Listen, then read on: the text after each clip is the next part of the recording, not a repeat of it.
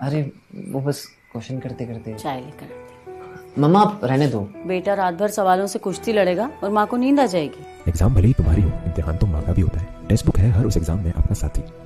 299 per year में text book पास के साथ तैयारी करो 200 से ज्यादा एग्जाम्स की और पाओ एक्सेस 12,000 मॉक टेस्ट की। लॉग ऑन टू टेक्स्टबुक.com या फिर ऐप डाउनलोड करो प्ले स्टोर से। नमस्कार फ्रेंड्स, आज मेरे साथ हैं कमांडेंट पद पे नियुक्त सविता सोहाने मैडम, जो कि आज 32वीं बटालियन जो है उज्जैन में, उसमें जो प्रमुख सेनानी के पद पे है मैडम। तो मैडम एक्चुअली काफ़ी पुराने बैच के हैं। मेरे काफ़ी सारे स्टूडेंट्स जो थे बोल रहे थे कि एसपी पद पे जितने भी कोई अधिकारी हैं सर प्लीज़ उनका इंटरव्यू लीजिए। तो आज बिल्कुल मैडम से बड़ी मुश्किल से अपॉइंटमेंट मिला मुझे, काफ़ी दिनों से प्रयास कर रहा था। तो मैडम आप कौन सी बैच से हैं मैडम आप? एक्चुअली 91 पीएससी से हमने मतलब कि एग्ज़ाम दिया हुआ था। ज्वाइनिंग हमारा 94 का है। ज्वाइनिंग 94 1 फरवरी 94 की ज्वाइनिंग है। मैडम इतने साल हो गए आपके जॉब करते करते मैडम, तो कुछ आपको उस समय का स्ट्रगलिंग अनुभव, मतलब तैयारी का, जो आज के टाइम में तो कैसे खैर बहुत फ़र्क आ गया है उस चीज़ में। तो मैडम एक थोड़ा सा कुछ मोटिवेशनल आप बता दीजिए कि ये जो आप किस पद से ज्वाइन हुए थे और आज आप इतने समय का जो आपका पद जो है उसमें इतने बड़े पद पे आने का अनुभव बता दीजिए मैडम। मैंने DSP Madhya Pradesh MP PSC दिया हुआ था और डीएसपी के पद से मैंने ज्वाइन किया है, जिसको उप पुलिस अधीक्षक बोलते हैं। और इसके पहले मैं लेक्चरर भी थी और मैंने लेक्चरशिप में रहते हुए इसकी पढ़ाई की थी मध्य प्रदेश पुलिस की। जहाँ तक स्ट्रगल का सवाल है तो स्ट्रगल तो हर किसी को करना ही होता है, क्योंकि पहली बात तो ये थी कि मैं लेक्चरर थी सागर से करीब 70 किलोमीटर दूर केसली में एक मैं जूनियर कॉलेज में पढ़ाती थी, इतिहास की व्याख्याता थी। और साथ में फिर अपने जो कुछ हमारे जैसे मैं लेडी उसको बिलोंग करती हूँ, महिला वर्ग को, तो फिर उसमें मुझे अपने जो घरेलू काम है वो भी करना, क्योंकि हम बाहर रह कर के पढ़ाते थे। तो इतना ज़्यादा उस समय का एक एनवायरनमेंट ऐसा नहीं था कि बहुत ज़्यादा किसी को काम में यूज़ करना है। सारे घर के भी काम करने होते थे, पढ़ना भी पड़ता था और पढ़ाना भी पड़ता था। तो एक था, लेकिन एक एम लेकर के चलने से या एक निश्चित उद्देश्य लेकर चलने से ऐसे सफलता हाथ लगती है। मेरी बहुत सारे स्टूडेंट्स ऐसे ही मैडम जिनकी शादी हो गई, ऐसी महिलाएं हैं, तो उनके लिए तो बिल्कुल आप एक आदर्श रहेंगे ही मैडम, हमारे लिए भी हैं। तो मैडम एक अभी आप जिस कमांडेंट पद पे हैं मैडम, तो इसकी जो भर्ती होती है मैडम वो कैसे होती है? डायरेक्ट होती है मैडम कि किसी प्रतिनियुक्ति पे होती है? नहीं, कमांडेंट पद से ऐसा कुछ नहीं है। ये एक्चुअली भारतीय पुलिस सेवा के पद हैं और जो पुलिस जिले में जब ये पद होते हैं वो पुलिस अधीक्षक कहलाते हैं, और जब ये एसएफ में होते हैं तो ये सेनानी या कमांडेंट कहलाते हैं, और जब ये भोपाल में पुलिस मुख्यालय में होते हैं तो यही सहायक पुलिस महानिरीक्षक या एआईजी कहलाते हैं। जैसे हमारे ज़िले में जो रेंज में आईजीज होते हैं, उनके जो सबऑर्डिनेट में एक एआईजी रैंक के अधिकारी होते हैं, वो भी पुलिस अधीक्षक रैंक के ही अधिकारी होते हैं। कभी कभी ये एडिशनल एसपी रैंक के अधिकारी भी होते हैं, लेकिन सिर्फ ये पदनाम चेंज है। जैसे आप मान लीजिए कि डीएसपी जो है वो, अगर आप पुलिस मुख्यालय में तो डीएसपी के पद पे होंगे, लेकिन वही व्यक्ति अगर अनुविभाग में अधिकारी है तो वो एसडीओ पुलिस कहलाता है। और इस तरह से इनका पदनाम चेंज होते हैं, बाकी पद एक सा ही होता है, डीएसपी या एसपी। ये है। अच्छा, तो मैडम अभी आप सबसे टॉप लेवल के पद पे हैं मैडम अभी। तो ऐसा रहता है कि मैडम कोई डीएसपी कोई स्टेट पुलिस सर्विस समय के साथ में जो है अपने इंडियन पुलिस सर्विस में भी मैम शिफ्ट हो जाते हैं? हाँ, ये होता है। इसमें हम लोग से एक बिलिंग भी ली जाती है जब हमारे उतनी सेवा काल हो जाता है, और उसमें आपके सेवा का जो भी रिकॉर्ड होता है उसके अकॉर्डिंग आपसे पूछा जाता है कि आप भारतीय पुलिस सेवा में जाना चाहेंगे। तो उसके लिए हम लोग फिर एक फॉर्म भी भरते हैं और भारतीय पुलिस सेवा में आपको ले लिया जाता है। और फिर उसमें जो भी उसके नॉर्म्स हैं, मतलब उसकी जीओपी जो है उसके अकॉर्डिंग आपको, जैसे 2015 में मुझे भारतीय पुलिस सेवा में लिया गया, लेकिन मुझे 2009 का बैच अलॉट किया गया है। इस तरह से वो उसके जो भी नियम है उनके अकॉर्डिंग होता है। तो यही चीज़ आपके डिप्टी कलेक्टर पे भी लागू होती है और यही चीज़ आपके फॉरेस्ट सर्विस पे भी लागू होती है, जो उनके उसमें ट्रांसफर्स हो जाते हैं। तो वो भारतीय पुलिस सेवा के अधिकारियों में हमारा नाम फिर जुड़ जाता है।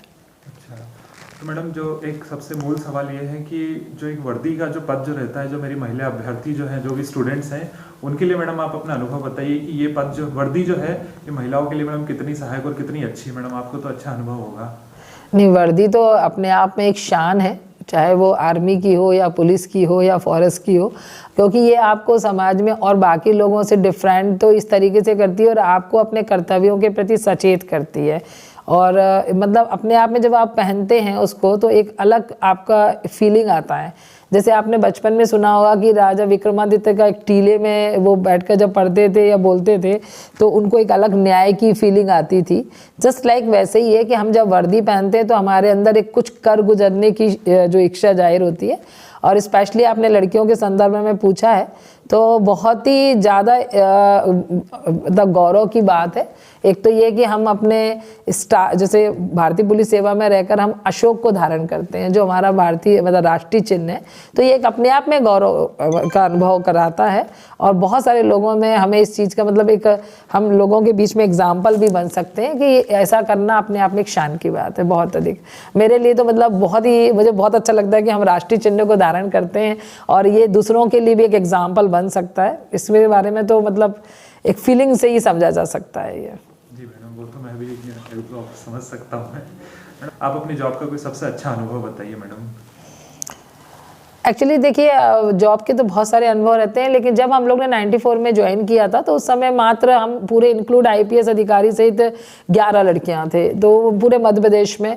तो उस समय एक्चुअली लेडी ऑफिसर इतना ज़्यादा नहीं आती थी। सब इंस्पेक्टर्स वगैरह के कुछ 87 वगैरह के बैच निकले थे। फिर बाद में काफ़ी संख्या में 33 जब से इनका रिजर्वेशन हो गया तब से आने लगी और बहुत अच्छी फील्ड है। और जैसा है कि लेडी ऑफिसर सोचते हैं कि पुलिस से नहीं आना चाहिए, ऐसा कुछ भी नहीं है। और सभी जगह जैसे मैंने तो कई सारे डिपार्टमेंट में काम किया, महिला बाल विकास में भी काम किया, लेकिन आपको सिर्फ अपने उद्देश्य को लेकर चलना है। एक जो भारतीय मूल्य संस्कार हमारे बीच में है उसको रखना है और आप एक पूरे आत्मविश्वास के साथ यदि आप काम करते हैं तो किसी भी फील्ड में आपको कोई परेशानी नहीं होती, ना महिला अधिकारी को ना पुरुष अधिकारी को। लेकिन जब भी आप अपने कर्तव्य पथ से भटकेंगे तो निश्चित रूप से आप परेशान होंगे, क्योंकि कर्तव्य पथ से भटकने का मतलब है कि हम लेकर तो उद्देश्य कुछ और उद्देश्य लेके पढ़ाई हमने शुरू की थी, किसी और उद्देश्य को लेकर के हम इस पद पर आए थे, लेकिन हमारे यहाँ आने के बाद उद्देश्य बदल जाते हैं, वो चीज़ गलत है। हमेशा आप ये सोचिए कि आप जनता की सेवा करने के लिए आए हैं। ये पद ही आपको इसलिए मतलब एक ये जैसे आपने सुना होगा कि गॉड गिफ्टेड पोस्ट वगैरह है ये, तो ये अपने आप में एक ऐसा नहीं है कि एक मुहावरा है या एक तकिया कलाम है। वास्तव में भगवान ने आपको चयनित किया है। भगवान के मतलब आपने पढ़ाई की है, नो डाउट कि आपने पढ़ाई की है, आपने बहुत मेहनत की है यहाँ तक आने के लिए, लेकिन ईश्वर हजारों लोग एग्जाम देते हैं, उसमें से कुछ लोग चयनित होते हैं। उसके साथ आपका लक, आपके माता पिता का आशीर्वाद, आपके पूर्वजों का आशीर्वाद, ईश्वर का आशीर्वाद, ये सब चीज़ें रहती हैं। तो आपके कुछ ऐसे संस्कार होंगे जिसके लिए आपको ईश्वर ने इस पद पर सेवा का अवसर दिया है, तो आपको उसी फीलिंग से काम करना चाहिए। और जिस उद्देश्य की पूर्ति के लिए आपने पढ़ाई की, जिस उद्देश्य की पूर्ति के लिए आपने इस पद को चयन किया, या किसी भी, चाहे वो कलेक्टर का पद हो या एसपी का पद हो या और भी ऊपर के पद हो या आप फॉरेस्ट डिपार्टमेंट में, जिस भी डिपार्टमेंट में हो, सभी पद बहुत अच्छे हैं। हर कोई हर जगह नहीं आ सकता, हर कोई हर काम नहीं कर सकता। तो जो आपका रुचि है उसके अकॉर्डिंग आपने जो पद चुना है, तो उसमें आपको ये ऐसा उसी उद्देश्य से लेके काम करना चाहिए। अपने पद से आपको जो पथ है उससे भटकना नहीं चाहिए, तो कभी भी कोई परेशानी ऐसी आती नहीं है, मेरा ऐसा मानना है। जी मैडम, इतना तो अनुभव आपका रहा होगा 20 साल हो गए ना? मुझे पुलिस में ही 27 ईयर हो गया और उसके पहले मैं 4 साल लेक्चरशिप में भी थी। उसके पहले मैंने महिला बाल विकास में भी सर्विस किया है। मैंने सबसे पहले अपनी जीवन की जो सर्विस ज्वाइन की थी वो 31 जुलाई को किया था, तो काफ़ी लंबा अनुभव हो गया एग्ज़ाम उसका आपके मतलब नौकरी का। और कभी मुझे कोई दिक्कत नहीं हुई, ना एजुकेशन डिपार्टमेंट ना महिला बाल विकास में। और मैंने सबसे बड़ी बात है कि नौकरी करते हुए इस पढ़ाई को किया हुआ है। तो लोग जो ये कहते हैं कि परेशानियां होती हैं और मेरे पास टाइम नहीं होता, तो ऐसा कुछ भी नहीं है। आपका अगर उद्देश्य अच्छा है तो ईश्वर भी आपका साथ देता है। और आपको सिर्फ अपने साथ में अपने एम लेकर, जैसे अर्जुन ने सिर्फ मछली की आंख को देखा था, आप अपने उद्देश्य को देखिए, बाकी सब परिस्थितियां आपके अकॉर्डिंग होती चली जाती हैं अगर आपका उद्देश्य अच्छा है तो। वास्तव में मैं खुद मोटिवेट हो गया कि अभी आईएएस का फॉर्म भर दो इतना। अच्छी बात है। जब मतलब आप कहते हैं कि जब व्यक्ति को ज्ञान हुआ तभी सवेरा है ना, ऐसा कुछ नहीं है। आप अगर आपके पास उम्र है, आपके पास लगन है, तो आप कभी भी किसी भी जगह पे आ सकते हैं। लगन और आपकी मेन तो चीज़ आपकी लगन ही है। और आप जब भी कुछ मतलब देखिए, आपने पढ़ा भी और अब तो पिक्चर भी बन गई कि किसी व्यक्ति ने 7 किलोमीटर की सड़क को 22 किलोमीटर की सड़क को या 60 किलोमीटर की सड़क को 7 किलोमीटर में कन्वर्ट कर दिया। तो आपका उद्देश्य अच्छा है तो आप बढ़ें, ईश्वर अपने आप साथ देता है निश्चित रूप से। अब कोई ऐसा नहीं है कि हमारे पास किताबें नहीं, कई बार ऐसा भी होता है, कितने गरीब लोग भी हैं जो पढ़ते हैं और जिनके पास इकोनॉमिक प्रॉब्लम्स होती हैं, लेकिन ऐसा नहीं है, उसका उद्देश्य तो अच्छा होता है तो लोग भी अच्छे मिलते जाते हैं हमको और हमारे पास अपने आप ही ये हो जाता है। जैसे मेरा तो फर्स्ट अटैम्प्ट में ही हुआ था, लेकिन ऐसा उस समय ऐसी स्थिति थी, मेरे फादर 86 में एक्सपायर कर गए थे, तो कई बार ऐसी सिचुएशन थी कि हम किताब नहीं ले पा रहे थे, लेकिन हमको बहुत सारी हमारी फ्रेंड सर्किल ऐसी मिल गई, हमारी कोई भाभी आजू बाजू की जो पढ़ रही थी उनसे हमें किताबें मिल गई। हमारे जहाँ मैं लेक्चरर थी वो प्रिंसिपल हमारे बहुत अच्छे थे, हो सकता है कि आज वो ना हो इस दुनिया में कि, लेकिन वो जहाँ भी हैं मैं उनको बहुत धन्यवाद देती हूँ हमेशा। याद मतलब आपके चैनल के माध्यम से मैं कहना भी चाहती हूँ कि सर मैं आपको बहुत याद करती हूँ। और उनकी बेटी का नाम आराध्या था, वो मुझे हमेशा देख के बोलते थे कि मेरी बेटी नहीं पढ़ रही लेकिन आप पढ़ रहे हो, तो आपको पढ़ते हुए देख के अच्छा लगता है कि कम से कम आप आगे बढ़ रहे हो, हम तो नहीं कर पाए वो।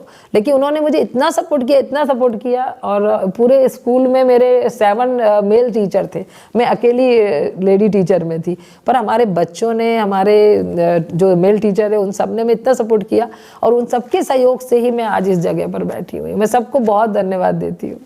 उम्मीद करें कि वो भी इस वीडियो हाँ, मुझे अच्छा लगा कि आज मेरे पास एक अपॉर्चुनिटी है कि आपके माध्यम से मैं उनको धन्यवाद दे सकूं। बाकी मैं दिल से उनको हमेशा याद करती हूँ। सब ने, इवन मेरे जो बच्चे थे जिनको मैं पढ़ाती थी, उन्होंने भी मुझे बहुत टाइम दिया और हमारे साथ वो एक प्रकार का कन्वर्सेशन इस तरीके से हमारे वाद विवाद करते थे कि मैटर पर, जो भी हमारा सब्जेक्ट है। तो जो भी आपका उद्देश्य है, जो आप पढ़ रहे हो, उसको आप पूरे समय अपने दिमाग में रखिए और आप जब आपको पढ़ने का टाइम नहीं था उसका चिंतन करिए, जब आप पढ़ने का टाइम है तो आप पढ़ लीजिए ये। और जितना भी आपके पास समय, नौकरी करते हुए या आपके जो भी आप व्यवसाय कर रहे हैं, जो भी कर रहे हैं, उसमें आप जितना भी समय निकाल सकते, अगर आपका उद्देश्य अच्छा है तो ईश्वर आपको साथ चलता है। Thank you. बहुत बहुत धन्यवाद मैडम, आपने इतना अच्छा इंटरव्यू दिया। मैडम बहुत बिजी थे, फिर भी मैम ने इतना लंबा इंटरव्यू दिया, मुझे इसकी उम्मीद नहीं थी। तो मैडम सबसे पहले मैं आपको सैल्यूट करूंगा। Thank you. तो मैडम बहुत बहुत धन्यवाद। नहीं, मैं आपका उद्देश्य अच्छा है और आप बच्चों को मोटिवेट करना चाहते हैं। मेरा भी सारे बच्चों से यही कहना है कि बेटा कोई समस्या और कोई भी कठिनाई उतनी बड़ी नहीं होती जितना कि हमारा मन का उद्देश्य बड़ा होता है। और जब हम आगे बढ़ेंगे तो समस्या नहीं रह जाती।